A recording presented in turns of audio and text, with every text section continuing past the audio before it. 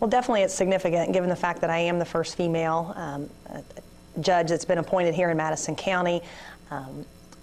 I think it's maybe even been more significant than maybe I had even realized at the beginning, given the fact now it's been made public and the stories and people that have approached me given the significance of that. Obviously, I'm honored to be the first, as in any type of thing. It's always honorary to be the first in any type of thing that you do. I think here in this community, it's definitely significant. It's probably been a long time coming that happened. And two, I think that if anything, it serves as a role model to whether it be just young people in general or particularly young women or other women, that it just, again, reaffirms that if they have goals and want to achieve them, that's always possible.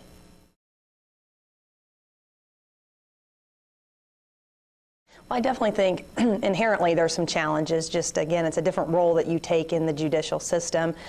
Again, as you stated, as a lawyer, you're an advocate for your client. So you're always advocating a particular position, and you do so on behalf of the client. As a judge, you kind of have to shift that thinking to that impartiality and that neutrality, and have to look at things sometimes a little bit different than you always do as the attorney sitting on one side of the courtroom. I've had at least some experience in getting to exercise that neutral role as a mediator.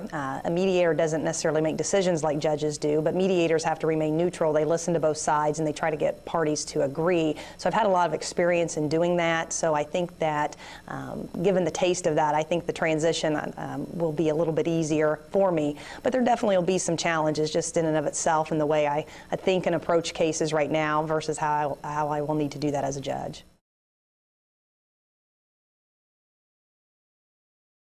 Well, I think a lot of judges that do any type of domestic relations, which generally consist of family law cases, whether that be divorce, child custody, paternity cases, adoption cases, guardianship cases, kind of fall under that umbrella. I think those generally are probably the most challenging. I anticipate those to be challenging for me. That's part of what my private practice is right now, so I have a lot of experience in those types of cases. But I think anytime you're dealing with child welfare and where children ought to be and what is in their best interest can always be challenging. And sometimes given the limitations of evidence that you can hear in the courtroom doesn't always give you the full picture of what's going on.